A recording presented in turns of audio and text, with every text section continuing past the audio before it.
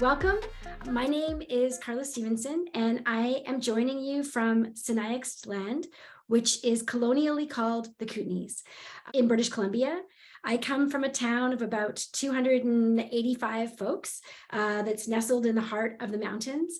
And today I want to express gratitude to Mass Culture for being able to host these sessions that center the voices of artists who are in society.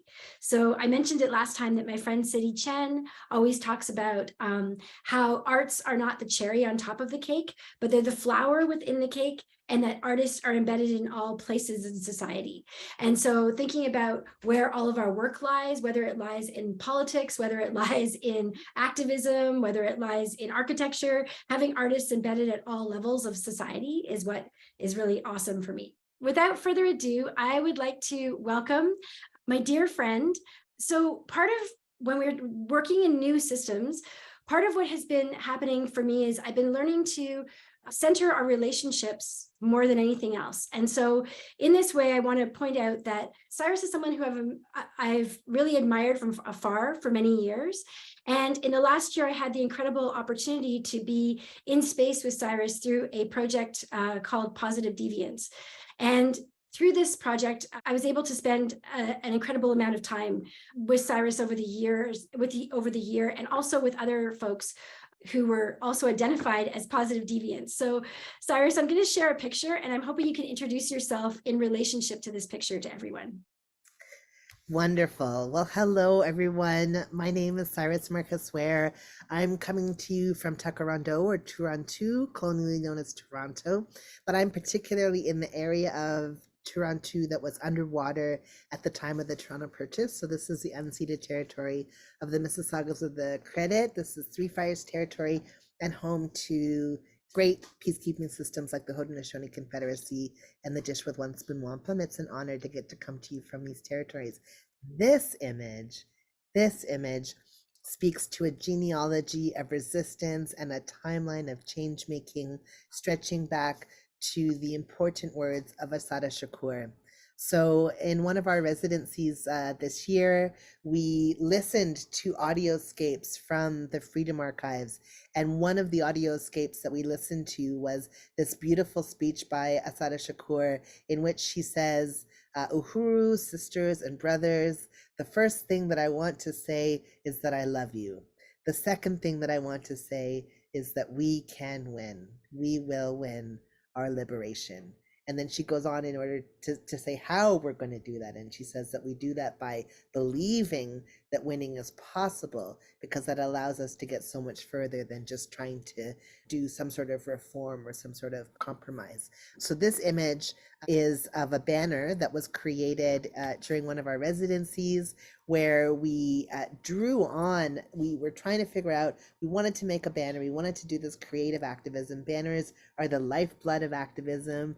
They tie the room together. They sometimes are used to block off streets. They can be the backdrop for the press conference. Like, they're so useful in organizing, but they're also useful in art spaces because they can carry these activist messages. So we knew as in this residency that we wanted to make a banner, and we were trying to decide what we wanted to put on it. And after the conversation, everyone kept coming back to that audio recording of Assata Shakur saying, first of all, I love you. Second of all, we will win. So this image was made by this incredible group of people. We have the quote from Assata Shakur. We have a raven, a wolf, the panarchy symbol that is also in some way a symbol of love and unity as well, because there's a heart on part of it. And just this shape of resistance and love that grew out of this group of people who were coming together to say, you know, we also want to transform the system. We also want to win, not in a competitive way. Assata wasn't saying it in a like capitalist, we have to win everything, but she was more saying we can make it if we believe that it's possible, if we would only believe that it's possible. So that's what comes to mind from that image. So I'm an artist, an activist, and a scholar. I'm an assistant professor at the School of the Arts at McMaster University, and I have the pleasure of being able to teach residencies that bring people together and think about systems change and systems thinking, and that is how we met. Awesome. Thank you, Syrus. It's so great to be in conversation with you again, and it brings me right back to those spaces. So for today, I want to just frame us in. We're going to have 4 different sections of talking about things. And so I'm going to present a couple of slides, and then we're going to talk about them. And if you have any questions that come up, you can put them in the chat, or there'll be spaces for people to engage and have conversation with us as well. Always with a great place to start with Octavia Butler. Octavia is a Black futurist, amazing, incredible writer was, and I think still is. And so this quote is one of my favorite quotes from Wild Seed. All that you touch, you change. All that you change changes you. And the only lasting truth is change, and God is change. And so I feel like right now we are living in such a time of shift and change, and especially in the arts and in governance. I've been working a lot with policy changes in the last little bit, the last few months, especially with organizations, funding organizations, and arts organizations that are in the midst of change. And so I wanted to bring up a model, and I wanted to just present that model and then kind of jam on it a little bit. So there are lots of systems change models we could pick to look at, but I want to look at this one. This one is from the Berkana Institute, and it is called the 2 loops model of change. And so when we start trying to get language and thoughts around what's happening in systems, it's often good to have a visual representation of things. And so in this particular model, if we start on the left-hand side, there's generally a dominant system that exists. So in the arts in Canada, I would say that dominant system is a white supremacist system that is based on colonialism, and was part of that system that we were talking about that was created in the 1950s, where the late 1950s, early 60s, where the Canada Council and all of the little arts councils were created in Canada. And we are all kind of living in that dominant system. And that system, as we spoke about last time, has a lot of constraints around it in terms of funding, in terms of how we interact with those systems. And what starts happening when there's a dominant system is that little pioneers start growing up in that system. And so what we have is alternative models that are becoming really interesting, that are these people down here in the pioneers. And usually with dominant systems, when they start seeing those pioneers, there's a pushback, and the stabilizers of that system start putting more constraints on the system to keep things as they are, because people with titles, myself included, like executive director, we get attached to these titles and this power in these systems. And it's difficult for us to think about how we can shift and change power in those systems. And so sometimes there's this, stabilizing that happens in them. And what has happened, though, since 2020, and since the amplification of calls for racial justice and for equity and access, there's been more of an appetite for those stabilizers to change and to kind of shift. I suspect that what Wolf Willow was up to in the Positive Deviance program was doing this stuff on the bottom here, connecting and the pioneers and building networks together. And when that starts happening, when we start connecting together what mass culture is up to and what we're doing here, we start building a new emerging system that starts coming up and starts becoming the new dominant system. And so what I am interested in is, because many of us are living in worlds where we have some feet in 1 or 2 feet in one system and 1 or 2 feet in the other system.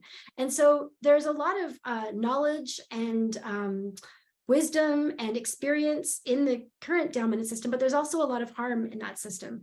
And so as we're working through this and this time of change, I want to just think about giving you this picture to look at. And I want to just bring this to Syrus. So Syrus, I wonder what you think about this. And I was thinking about how in many of Octavia's books, it starts off in the early 2020s as a place of a time of great systems breakdown. And I'm wondering if you're seeing that and how you personally are navigating the change in this time. Yeah, I mean, Octavia wrote about the now, like a Parable of the Sower was set right now. It was set in 2023 to 2025. It was set, I mean, she wrote it in 1992, but she set it now. And so very much so, her books seem prophetic. I mean, to for lack of a better word, they seem to be almost like a guidebook of where we may be headed. So really thinking through what was at play in the book. And for anyone who hasn't read Parable of the Sower, it's a speculative fiction story that is set in the now, at a time when there's widespread systems collapse. And many people live in sort of walled enclaves for safety and protection. People rarely go outside of their neighborhood walls, except for, for example, the main character's father teaches at the university once a week. But other than that, people really stay safe and in their walled enclaves. And of course, as inevitably all walls eventually fall, and the main character, Lauren Olamina, a young woman who has an experience of disability, finds herself suddenly living outside of the protection of a neighborhood wall. And she decides to try to build a community that will rely on each other for safety. And it's about what they end up building and creating together. She ends up writing down things that she knows to be true in what she calls a book of the living, Earth Seed. And one of those phrases, of course, Carla just shared, all that you touch, you change, all that you change, changes you. So Octavia wrote this story about right now, and it's so prophetic even that in the book, there is a right-wing presidential hopeful whose campaign slogan is MAGA, is Make America Great Again. That's literally the campaign slogan that she wrote in 1992 that this character would have in the present day. And of course, we've seen large scale uprisings from the right around this concept of MAGA and all of sort of the bigotry that goes along with that. So we are in a moment, definitely an Octavia Butlerian moment, where change is everywhere. I met Octavia in 2005, and I got to spend the day with her. And one of the things that we talked about was whether or not her prophetic predictions about the future and her idea that God could be changed, that we could wrap our hands around change, that we could touch change, whether that would be comforting to people in a system in chaos. And she said, oh no, Earthseed would never be comforting enough for people to take it on as a spiritual practice, because the idea that the only thing that's constant is change isn't really comforting when you're going through a struggle. Well, of course, if she only could see herself now. I mean, as you say, Carla, she is still with us, but Octavia Butler's work is everywhere, and people do draw on Earthseed and this idea that the only thing that's constant is change as a way to understand this reality we find ourselves in. Everyone was like, 2020 is going to be my year. And then, won't, sad trombone, suddenly it turns out the entire world goes into this complete shutdown. There was an economic shutdown. In May of 2020, they were putting $1 trillion a day in the stock market just to keep it afloat. So many things were crumbling and collapsing. And then, of course, we had the uprisings of 2020 after the killing of George Floyd and Regis Christian-Paquette and Chantel Moore and Sandra Bland and, Breonna Taylor and all of these folks who were killed in 2020, and all of these people pouring into the streets and saying, we want change to happen. Our system is going through a period of flux and transition.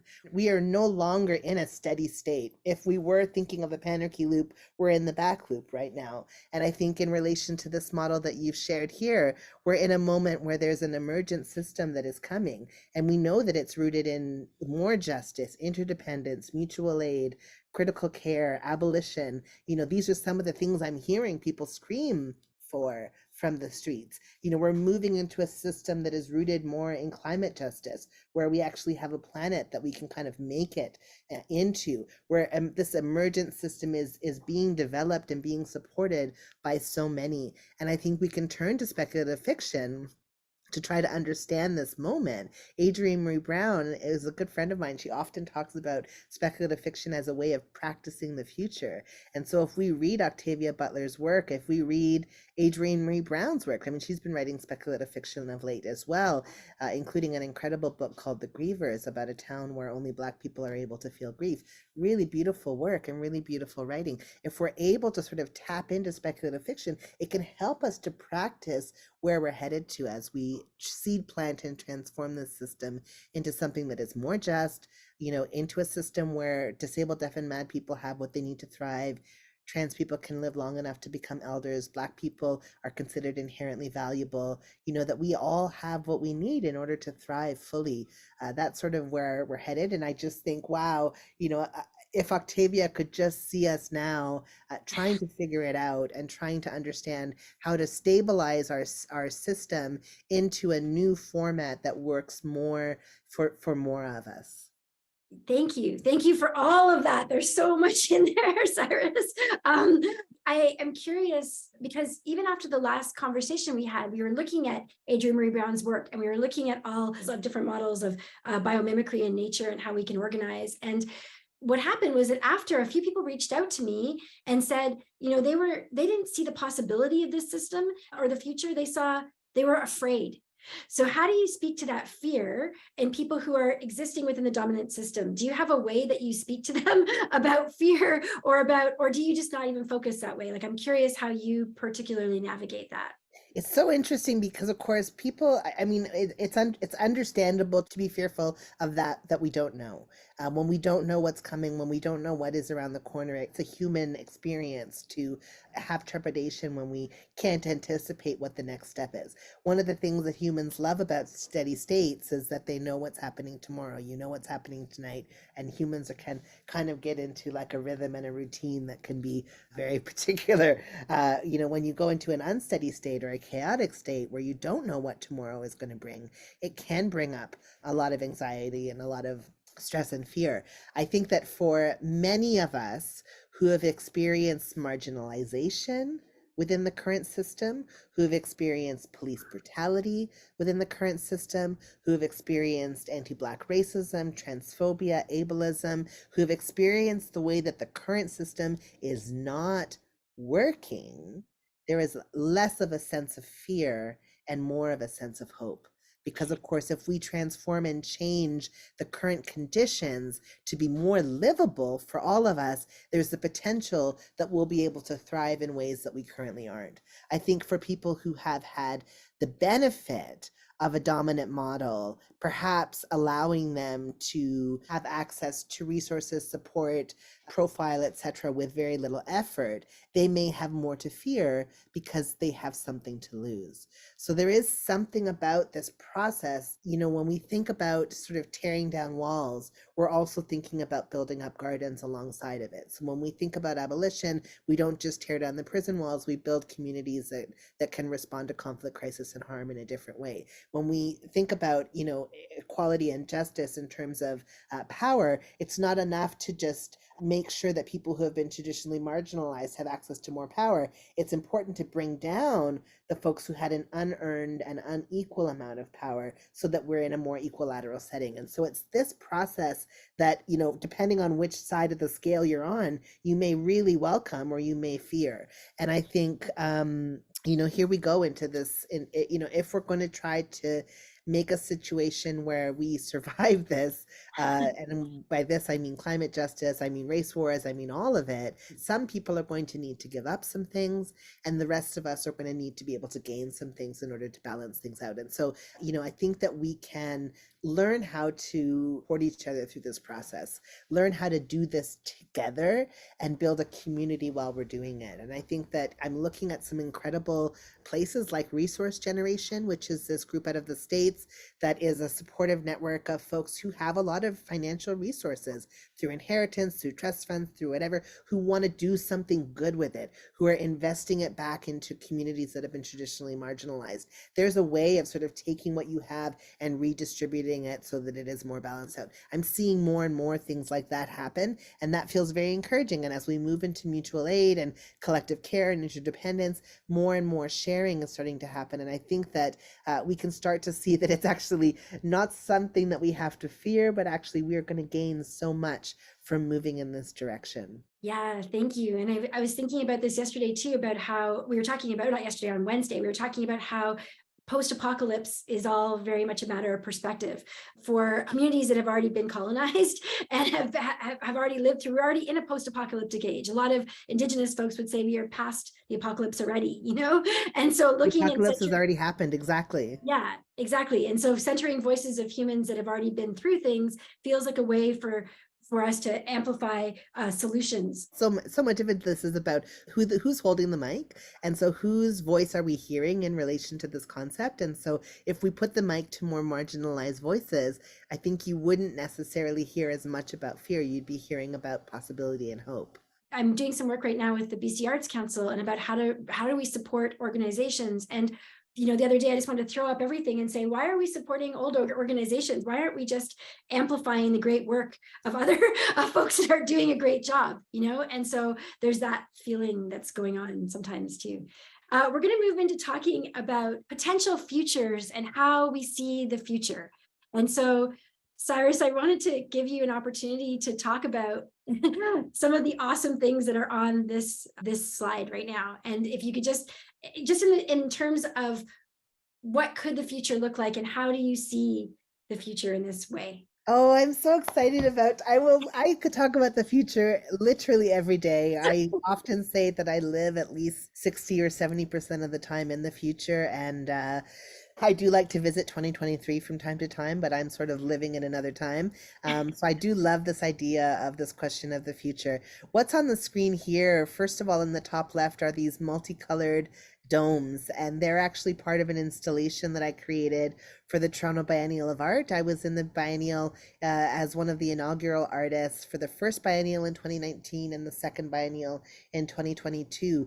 And I did a project about the colonization of Antarctica. So what would happen if we got to a place where, because of climate change and because of race wars, Antarctica is the last hospitable place for us to live.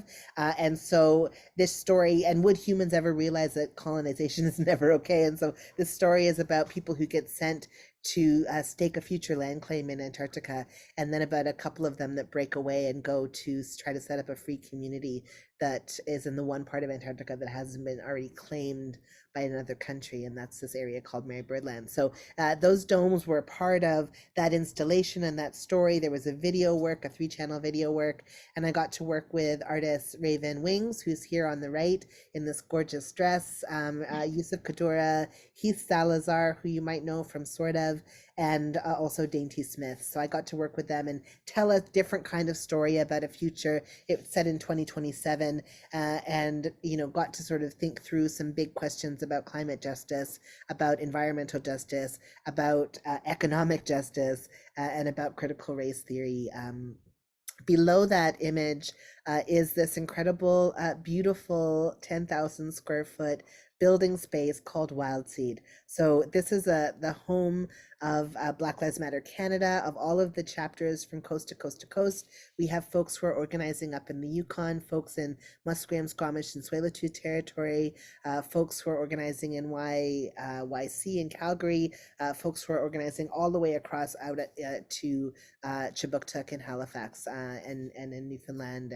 And there are incredible organizers who are coming together. Anyways, we built this place called Wild Seed, named after one of Octavia Butler's stories.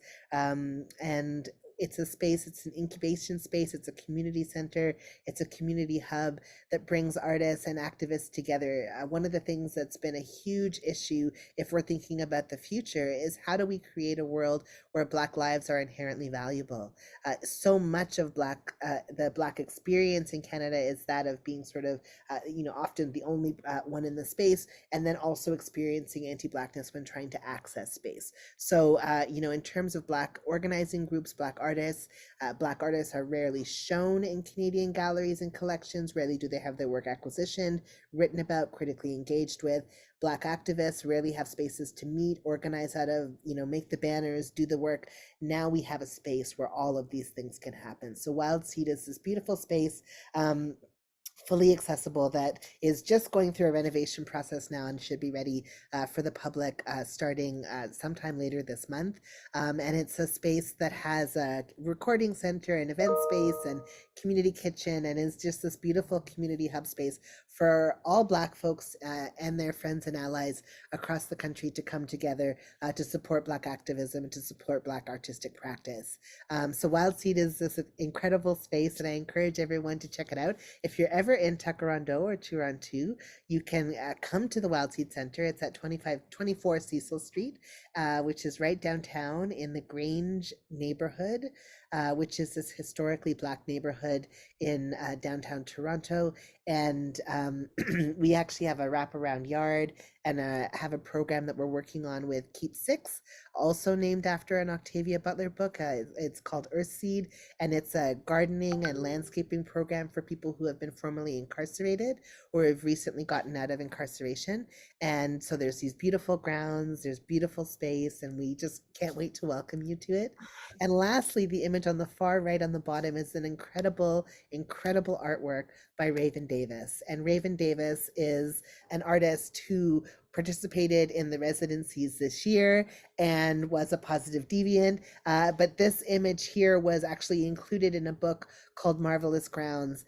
And it was a book that was specifically looking at queer and trans history across Ontario, but also more broadly in the country. And this is Raven's work of the salmon coming to this birthing person to feed and nourish from their body. And it was this image that represented two-spirit and indigiqueer storytelling and narrative in this book about queer and trans presence here on Turtle Island. So all of these images here really are of future ideas where we get to imagine ourselves existing into the future. We get to dream into a future where we are already there, where we're thriving and where we're living. And so some of this is my speculative fiction, and some of this is just the very nature of what we're building through Wild Seed and through book collections like Marvelous Grounds. Yay!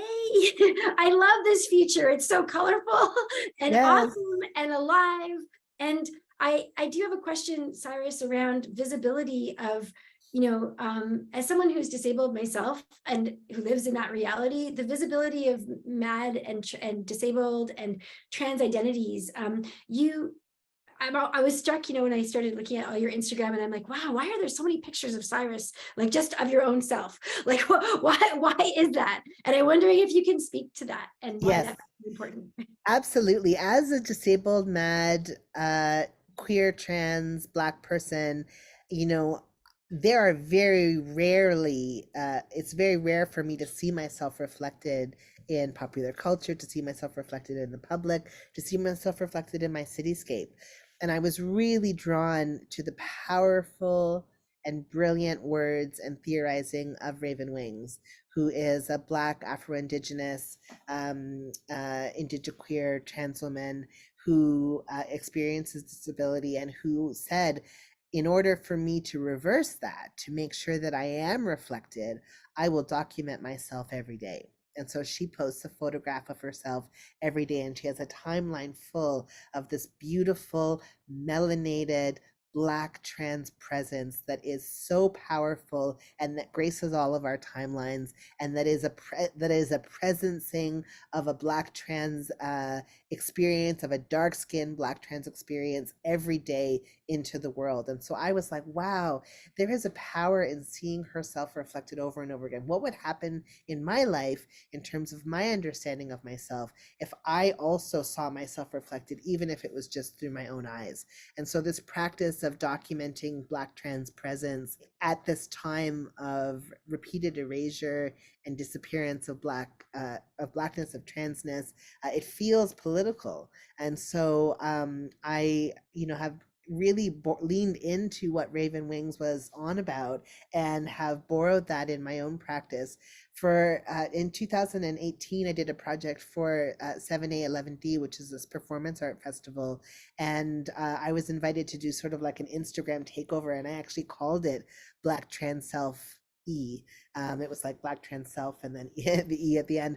And it was basically just a whole bunch of portraits of Black trans people in order to upset the apple cart, to reimagine a different kind of future where we see ourselves reflected all across the timeline. So that's why I Awesome. do it. And it's been really fun and enlivening, and it's given me a sense of joy.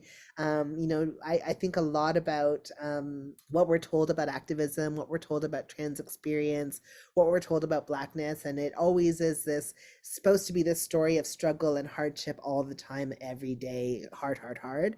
And I want to be able to show that there are also these moments of Black joy, of Crip joy, of trans joy, and I get to show that through these images every day. Yeah, there's so much to be gained from, opening up and transforming our conditions so that more people have a voice and more people are able to sort of fully live their lives. We all will benefit from this. I mean, we learn in disability justice about this idea of interdependence, which is this radical idea that shouldn't be so radical, which is just that we rely on each other. We all do, all of us, every person. I'm able to speak to you today. I'm able to read the notes that Carla sent me. I'm able to do all of that because somebody taught me how to read. Somebody taught me, like I learned with people and from people. I am interdependent. I am interconnected with all of the human beings who are around me, helping me to thrive and helping me to exist. And if we just embrace this idea that we're interdependent beings rather than this mythology of independence, I'm a strong independent person and everything I've done on my own, that's not really possible in this social world. So if we imagine a world that is more interconnected and more interdependent, we get to see, oh, we're all going to benefit when Black Lives Matter. Totally. We're all going to benefit when trans people get to live long enough to become elders, etc. These images that I'm going to share make me so excited, but also I have questions about them. Okay. Are you ready for this one? Yeah. Okay. This picture right here, these two pictures, if you can see them. Yes. Okay. So first of all, maybe just give us some context around these pictures. And then I have questions as a festival organizer about organization in these pictures. So go ahead, Syrus. Okay, let me just look at what we're seeing here. So we've got, well, first of all, we have the beautiful painting of the Black Lives Matter mural in Kensington Market, which was done by, I think that's the one in Kensington Market. It looks like the one in Kensington Market, which was done by community members. So it was done after Black Lives Matter did a 7,200 square foot mural in front of police headquarters on Juneteenth in 2020. Which Juneteenth is this day that's significant because it celebrates the final adoption of the Emancipation Proclamation by Texas, which allowed for the liberation of enslaved people, of course, which didn't really happen. It just turned into sharecropping, which was slavery in another name. But nonetheless, the Emancipation Proclamation being adopted, Juneteenth commemorates that. So on Juneteenth, on 2020, we got together and painted this very large scale mural in front of police headquarters that said in the queerest, pinkest color that we could find, defund the police, right? And it was this message, defund the police. And then we announced our demands, all of the things that could be reinvested in community supports, libraries, community centers, youth programs, childcare, all of the things that we could actually, community gardens, etc., that we could build, bike paths, things that would actually benefit our communities and help us respond to conflict, crisis, and harm in productive ways. So shortly after we painted that mural, community members got together and they wrote to me and they said, we want to do a mural too. We were going to do one in Kensington. We've got permission from the Kensington BIA. We're going to do this mural. So I connected them with there's sometimes paint suppliers who will donate paint. So they got paint donations. And then this community of a couple hundred people came together and painted this beautiful mural. And what was so amazing about it was that it was this group of people who were saying, we want to make this message known. Black Lives Matter here. This city is embracing of Black lives. Of course, Toronto has a huge Black community, but this was largely non-Black people painting this mural saying, we are here, we're showing up, and this is part of how we're doing it. What you see in the other image is this very bizarre phenomenon that happened, which was that a group of organizers, not Black Lives Matter, not not another Black life, not Afro-Indigenous Rising, none of the sort of established groups, but the sort of random group of people, likely organized in part with the police, organized this march, this particular march in June of 2020. And during the march, it was very well sanctioned by the police, supported by the police. So we suspect it was likely co-organized by the police. But they had this dramatic photographic moment during the march where the police officers, including Black police officer Mark Saunders, who was heavily criticized for his lack of response to the killing of Andrew Loku, the killing of Regis Karsinski-Paquette, the killing of all of these Black people who had died during his time, they all performatively took a knee. So they knelt down and took a knee. Just shortly, and cameras were everywhere, and everyone took photographs, and it was supposed to be this demonstrative show that they too were down with the movements of 2020 and that they were in solidarity. But of course, it was all planned, and it was this sort of photo op. Shortly after they took a knee, we saw the continued police brutality. There was the killing of Chantel Moore out in Tupuktuk. We saw, further harassment of the Korchinski-Paquette family here in Takarondo. We saw the continuation of the sort of sting operations and police sort of attacking queer beaches, attacking Black spaces. So all of their practices continued, despite the fact that they had taken the knee in this demonstrative image. So I mean, it's interesting. This is so, we learned a lot about the COINTELPRO program in the United States that targeted Black activists like Martin Luther King Jr. and the Black Panther Party. If you study what the counterintelligence programs of the governments do, they often do these very demonstrative things where it looks like it's being organized by community, but it's actually being organized by the state in order to give a message. Right. So this gets, thank you for all of the context of this. And this gets right to the heart of what I was thinking about is like, how do you do organization in a way that is, I live very deeply steeped in a very colonial institutional way of organizing. And because we live so rurally, I don't have big communities like this. And this kind of community activism makes me feel a longing, like I want to be involved in this. And I see my friend Zainab is on this call. And because we live in a place that is so isolated, and there's very few and far between of people of color, we can't engage in movements like this. And if we did, because we are so visible in our small communities, it feels like there's a lot of fear around those kinds of organizing and activism. And I'm wondering how you do this. Like, how do you, is it phone trees? Like how is the basic level of organization coming together? And if you could just speak to that a little bit. It's amazing because of course we're living in this current time when we can all be so connected like that. In a second you can put a message on, maybe Twitter's not the best example anymore, but you could put a message out and people, thousands of people would get it quite quickly.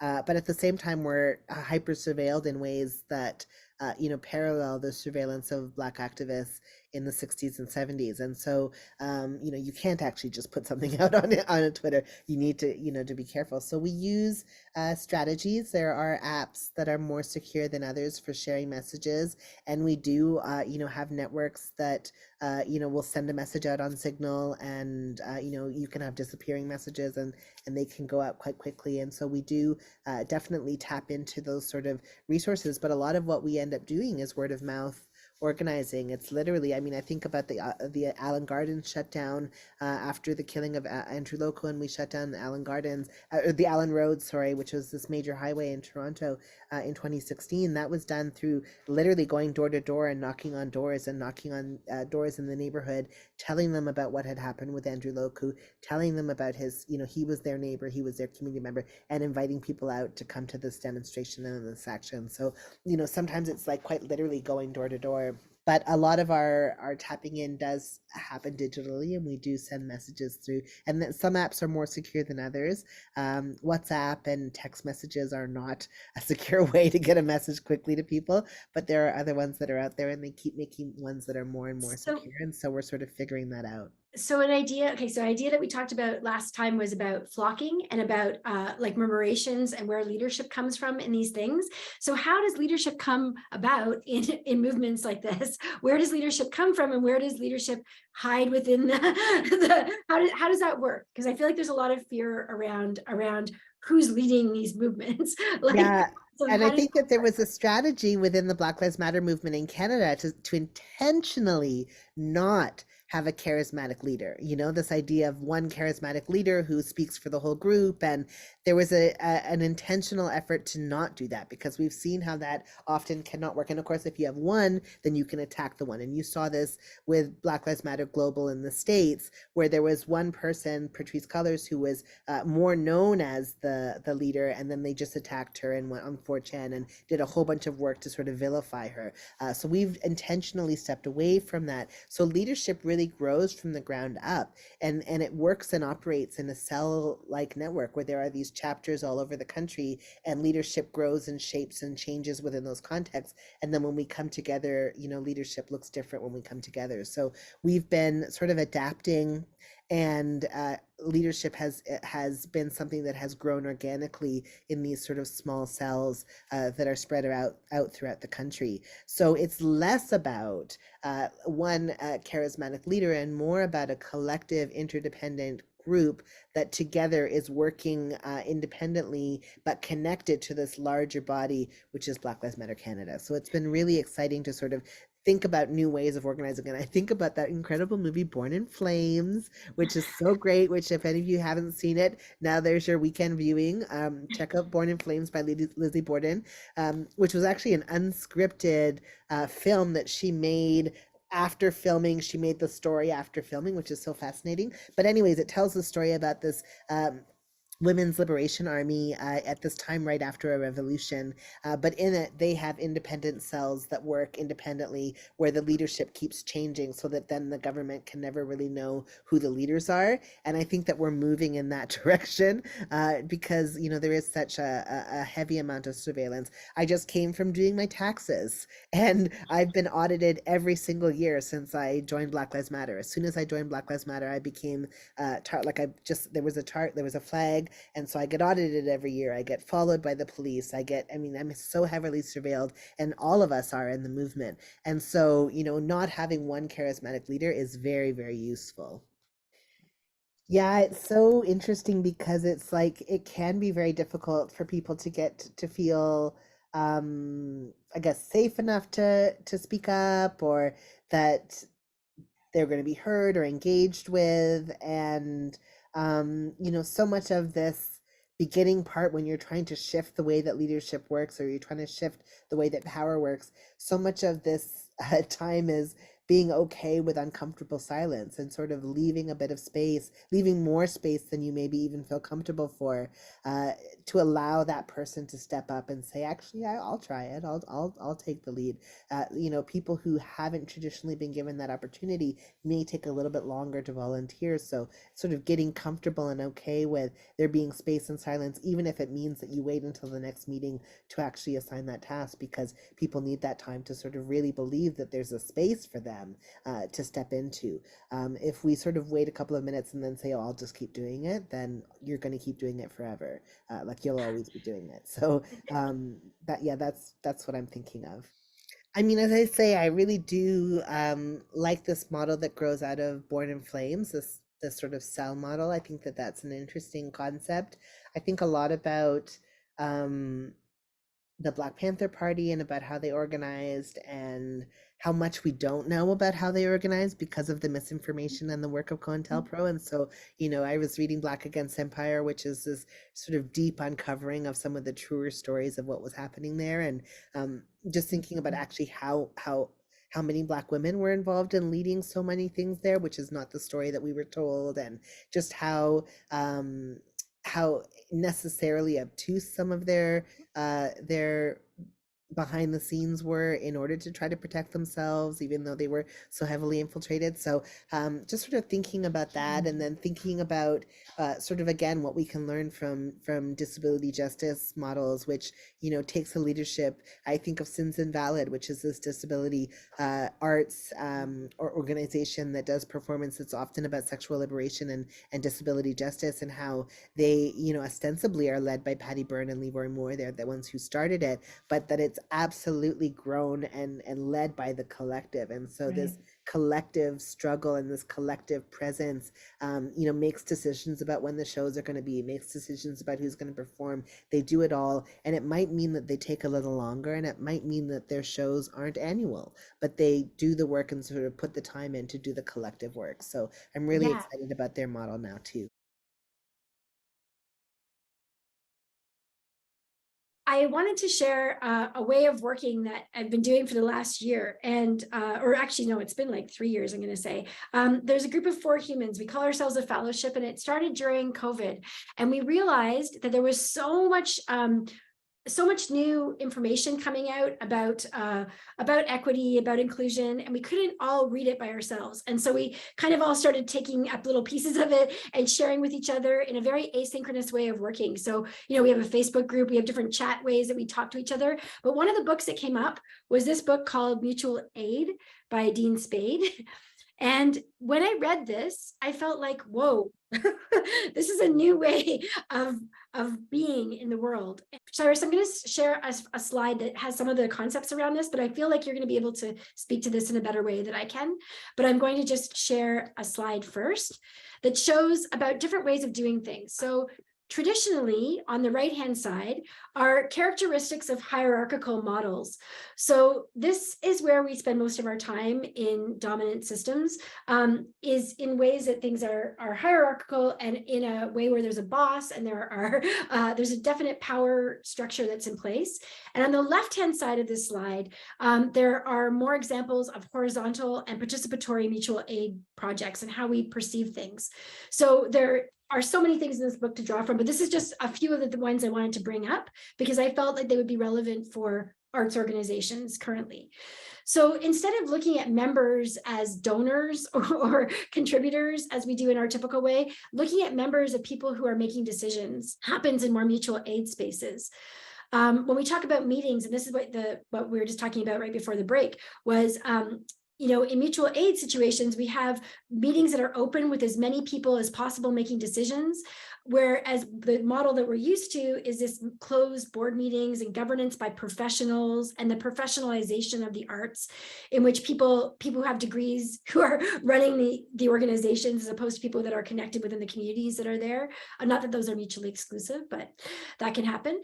When we look at mutual aid designs, it's effort to support people who are facing the most dire conditions. And so everyone is included, as opposed to, I've been doing a lot of work in granting systems lately, and imposing eligibility criteria that divide people into deserving and undeserving groups. And so there's a lot of complexity right now around thought, because there's rebalancing happening in lots of these organizations in which we're trying to redirect resources to deserving folks. And the problems that brings up is curious to me. And so I am curious where that fits in terms of supporting everybody, or supporting those who face the most dire conditions. And the last one on this slide is values of self-determination for people who are impacted by targeted or harmful social conditions versus helping underprivileged folks, and that feeling of like saviorism.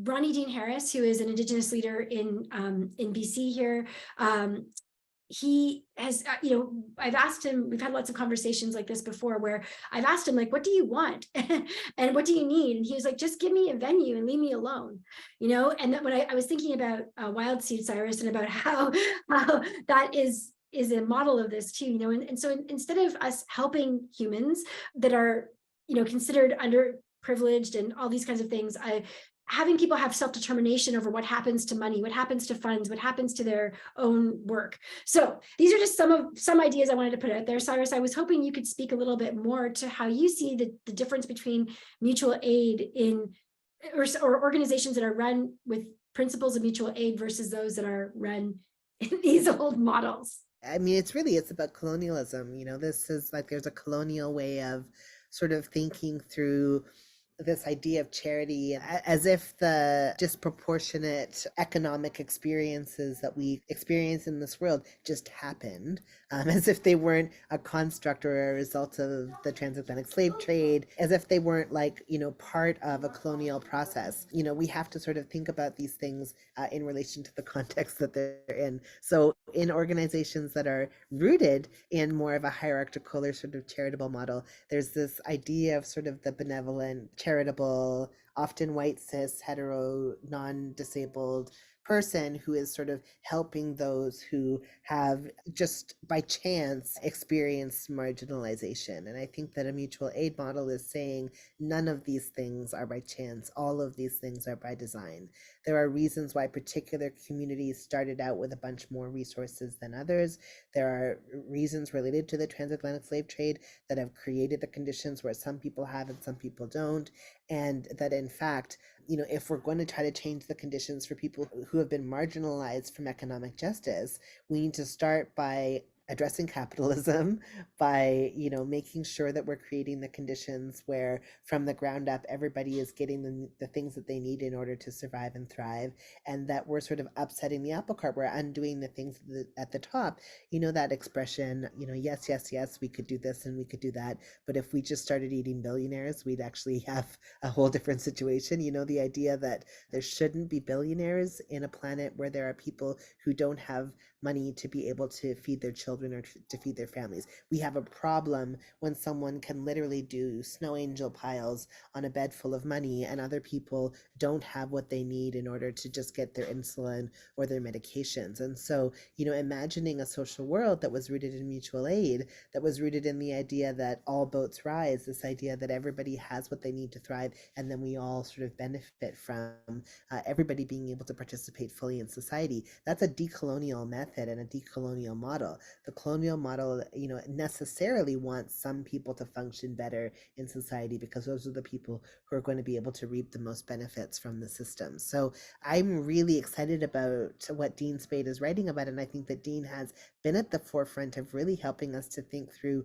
things around the gender binary, things around law, things around abolition, and of course now sort of thinking through mutual aid and this idea that in fact we collectively together can do things that will help people who are experiencing the most dire effects of the system, that together we can do that, and that by doing that we're going to be transforming the system as a whole. That feels possible and very exciting and like a new direction that we're going into. It's very different than sort of a United Way model, which just sort of says, let's not change anything at the top. Let's not address capitalism. Let's not address economic injustice. Let's not address the lingering effects of the transatlantic slave trade. And let's not address, the lingering effects of all these other systems of violence. Let's just keep everything exactly the same, but we'll give out winter coats in December. Those are two very different models. Yeah, and I think that there was a model that was in this book in Mutual Aid where Deane's talking about Black Panthers having a breakfast program, and the difference between just giving out things and creating a space in which you can talk about the root causes of the things. So instead of it being a charity-based model where if someone feels shame accessing the whatever it is, it's actually creating a space where we can talk about the injustices within the model.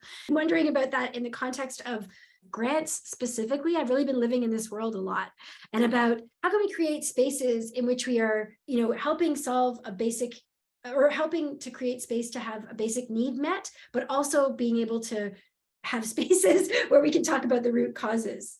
Do you have examples of that, or have you thought about Yeah, I mean, I that? think you can kind of see it through some of the work that we were doing through Wild Seed, program like Earthseed that I mentioned, which is this gardening and landscaping program for people who have recently been incarcerated. The reality is people who are coming out of prison, jails, institutions, psychiatric detention, etc., are often coming out with nothing. They've had their resources taken away. Often people have lost their housing while they've been inside. They've often lost work. They're often coming out dire sort of situations, and their one model could be, you just provide resources to those people and then never stay in touch with them.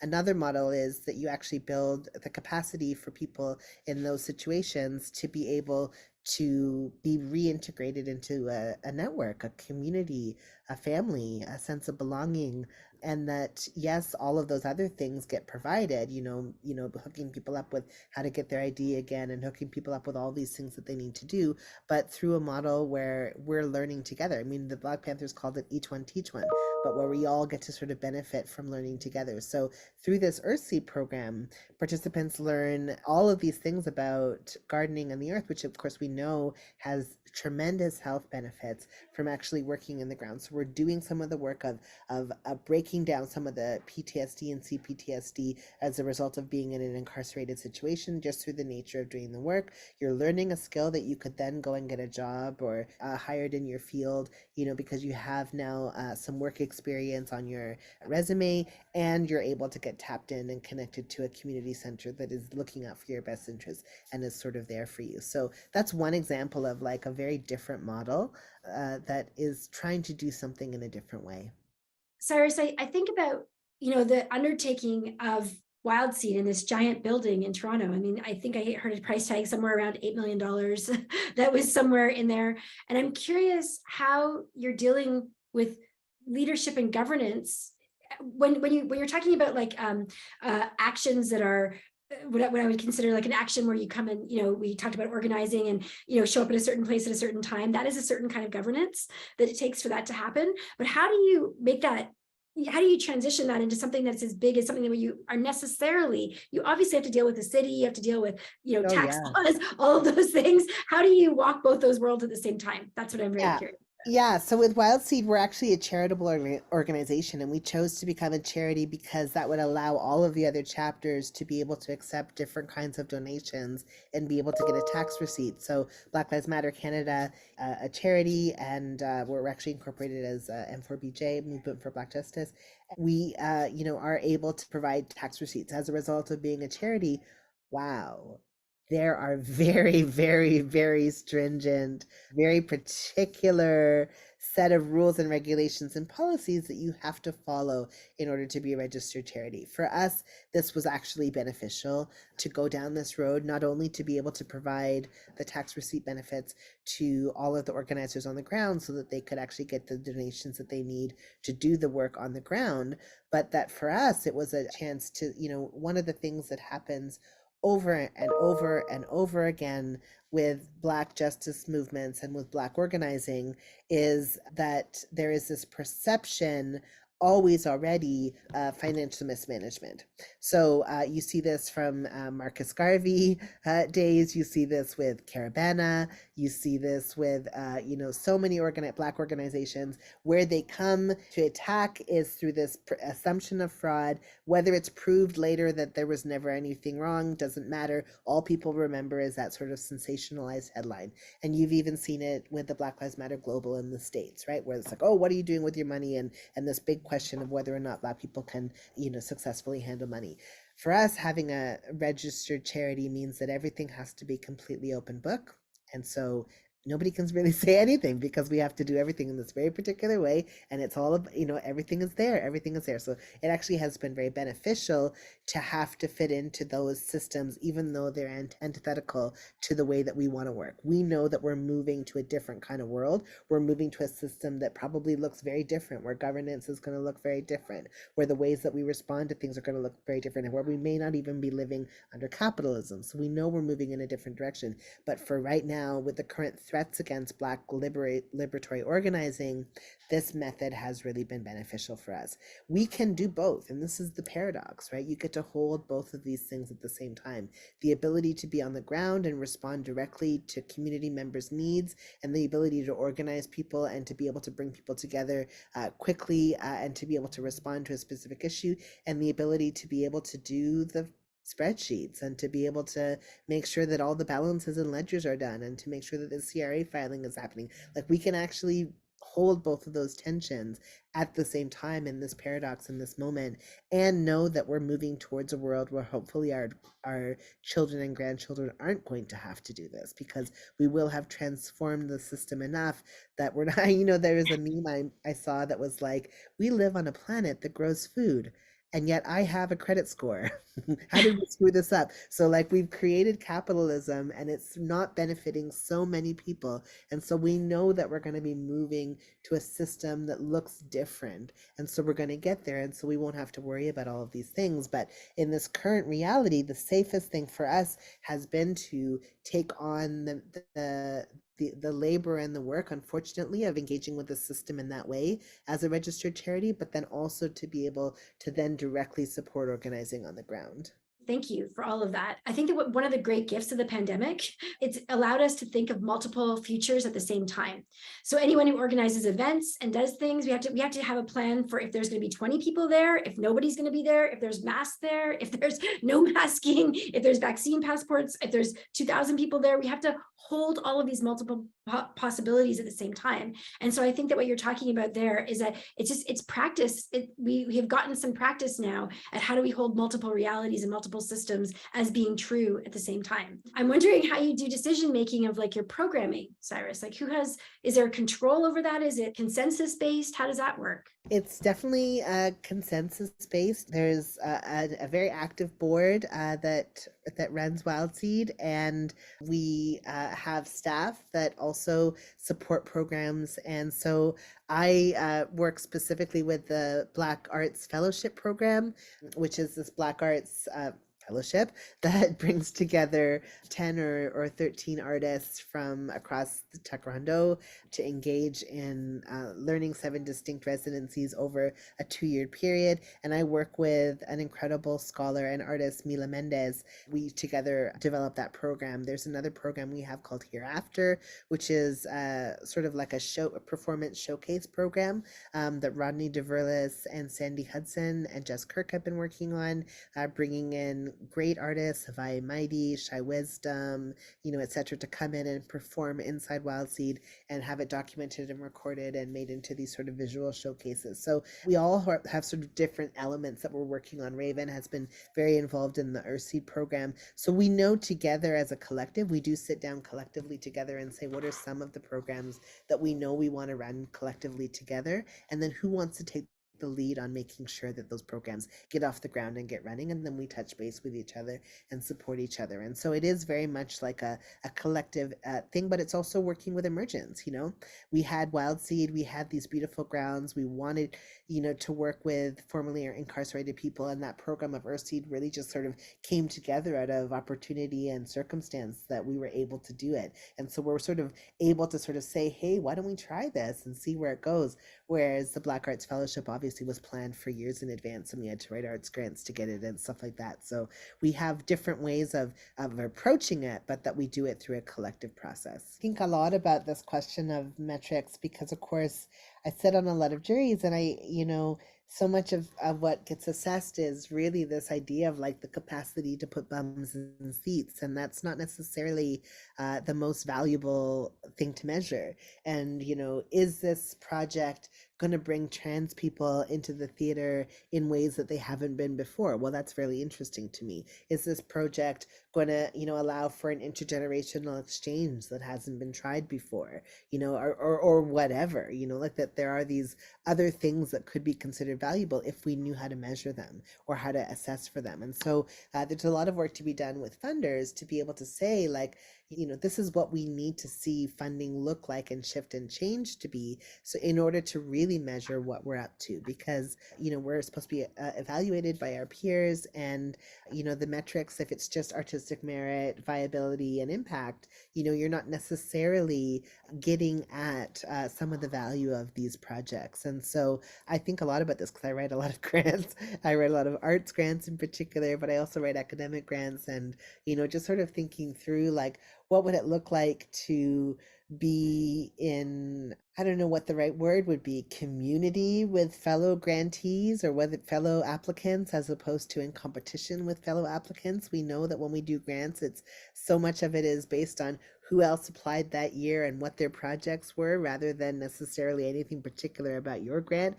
Like sometimes it just depends on which year you apply and who else you were going up against. If you had applied the year before, maybe you wouldn't have gotten it, or maybe you would have, depending on who else was there. So there's sort of those kind of questions.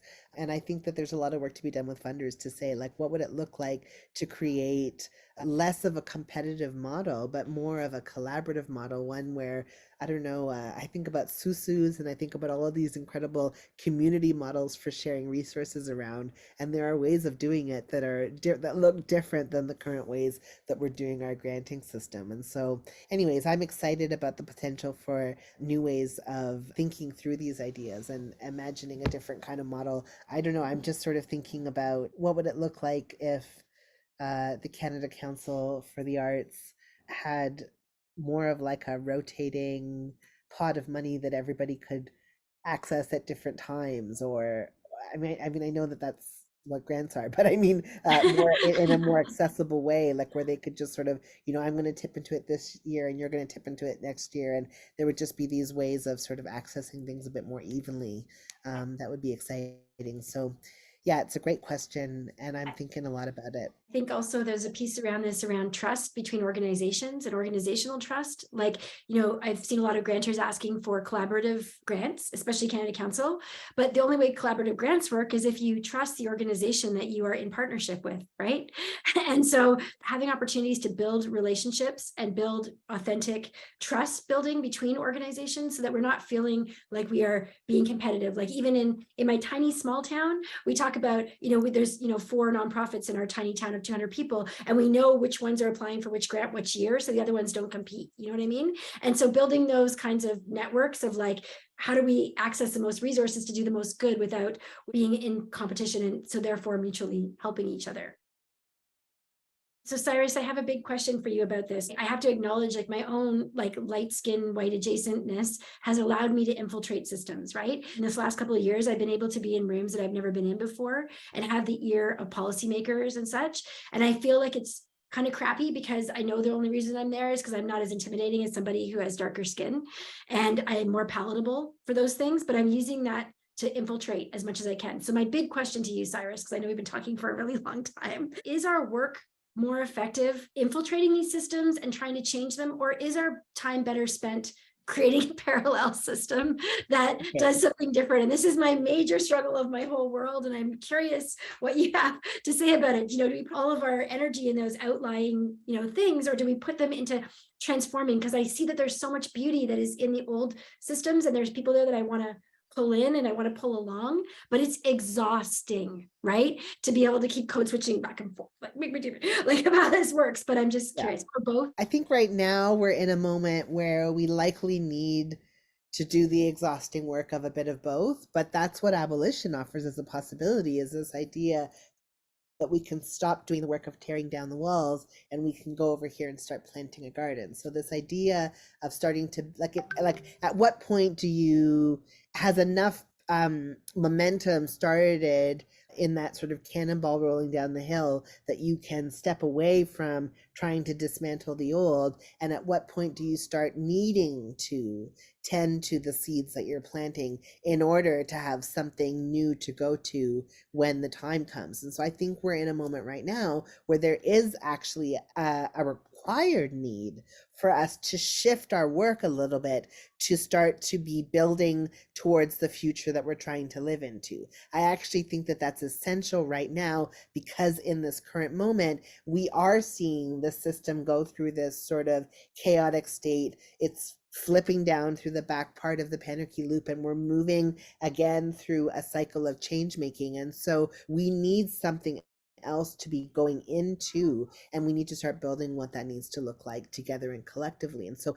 I do think that it's not exactly the time right now to quit your job, quit your board, leave your home. Like, I'm not saying this, it's not that time. We're still needing to do some of the work from the inside and to get folks alongside to come with us into this new world that we're building. But we do need to start doing that work of tending to the seeds of what we're planting in order to imagine a different kind of future. So I think that both, unfortunately, are necessary right now. So the work is, how do you do both without burning out? How do you do both so that you can still have the heart and the energy and the excitement coming out of your heart to plant those seeds and to water the gardens and to start to build a different kind of future, while still doing the work in your organization of saying, like, come on, we got to change, we got to change, we got to change, you know? And so I think that those two things are right now the reality. I work in an institution. I've worked in institutions for a long time. And I mean, certainly Chantal Mouffe says, writing out of Europe, says that institutions have always been sites of change making and social systems change and systems innovation. So maybe change can happen in an institution. So there is necessarily work for us to be doing right now to try to transform these spaces at least enough so that they'll be ready to shift into this new paradigm. But we actually have to start doing the work of building the future, living as if we're already there. Like, this is the work now. We were talking through this idea of prefigurative politics in the early 2000s and this idea of prefiguring the worlds that we're trying to create. Well, now it's 2023. Like, it's 2023.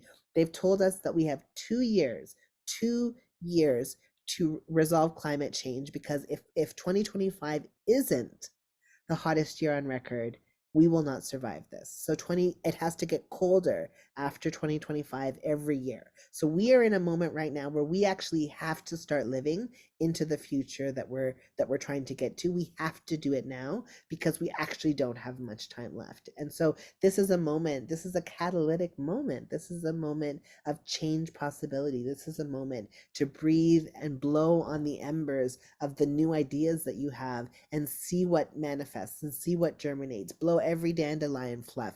Like, now is the time to actually plant all of the seeds. I feel like we can get life and enjoyment and enthusiasm and love and passion from doing that work that will hopefully enable us to do the somewhat less maybe soul enriching work of staying in the system and trying to make some of the changes happen in order for us to get there. Yes, thank you, Syrus. I was wondering if you could bring up that quote about irresistible, something about irresistible. Yeah, Toni Cade Bambara in 1982, she said that for us, you know, for those of us who have been existing on the margins, she said the role of the artist from the oppressed or marginalized community is to make the revolution irresistible.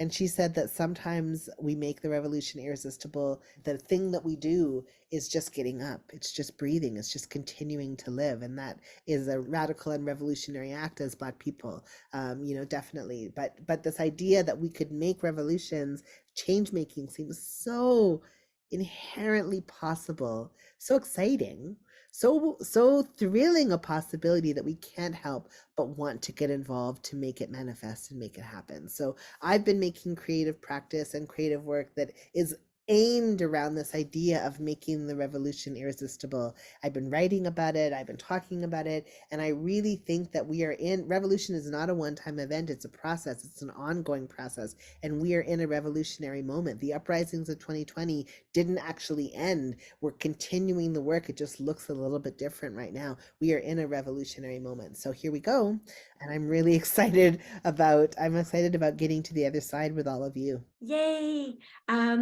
I feel like this is a lot. I think that's a beautiful place to have a break, if that feels good to everybody. One thing I was thinking about was the participatory actions that Syrus does.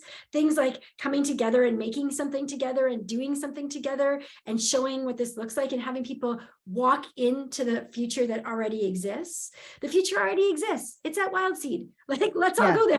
Like, that feels like a better way of, instead of trying to keep bucking up against the system, buck up against it, instead of that, having people invited into spaces that make them feel uncomfortable, even when we do like our board meetings in a circle, or when we, you know, start disrupting those things. I feel like that, and showing living models feels like a good way. Syrus, do you have anything to add to that? Yeah, I would definitely just say that, you know, there's something about creating conditions where Carla get to experience the world that they maybe haven't even conceptualized yet. And so I teach people how to make banners. Why do I teach people how to make banners? Are they gonna, you know, because it's a way of introducing people to the world of the aesthetics of activism, of the work of activism, of some of the behind the scenes labor of activism. It's a way of spending time together talking about politics while we sew or stitch or glue. It's a way of having fun together and seeing that activism is fun. It's a way of rendering visible something that is mysterious to so many people. And I think that the more that we can pull the curtain back and show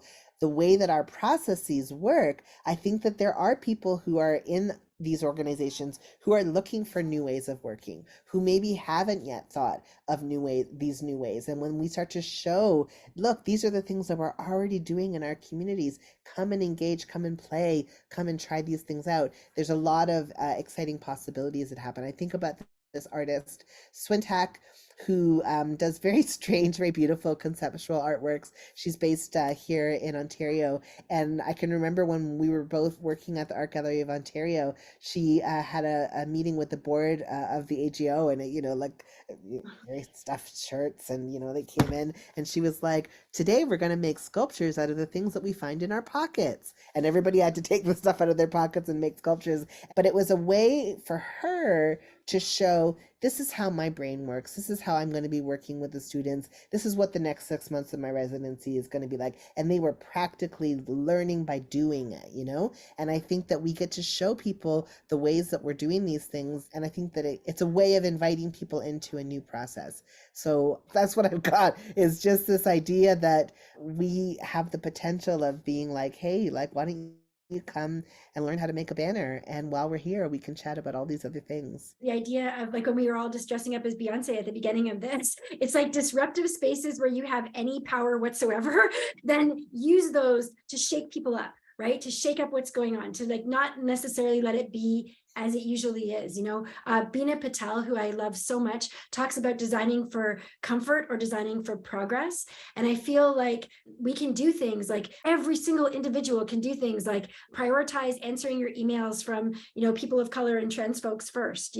I've made a practice of women of color come at the top of my list of who I'm going to respond to in an email of the day. That's just a personal practice that I have in my thing, right? So I feel like just ways that we can disrupt within our own spheres of influence are ways that we can do this. And I think inviting people into these new futures is what I would say. I really want to thank everybody for your participation. Do you have any closing remarks, Cyrus, to say anything? I guess I would just say, here we go. We're in the beginning of the Gregorian New Year, the beginning of this new moment. And it's not a time to make big changes. Winter is a time to slow down, to rest, to pause, but we're headed towards spring. And I think that we can start to really think about this time as a revolutionary time. This is a time of change. All that you touch, you change. All that you change changes you. Octavia Butler said we had to literally touch and shape change. So I hope that today's talk has been a bit of a provocation to maybe get involved in shaping some of the change making that's happening around your community and that's happening around your work. And here we go, 2023. We have 2 years to make some really big things happen, and we're already doing it. So here we go. Yay. I just want to express great gratitude, Cyrus, for you being in community with all of these fine folks. And I'm just grateful to be in space with you. Thank you so much. And thank you so much, Mass Culture and JAG, for making this opportunity happen. So thank you. Thank you so much.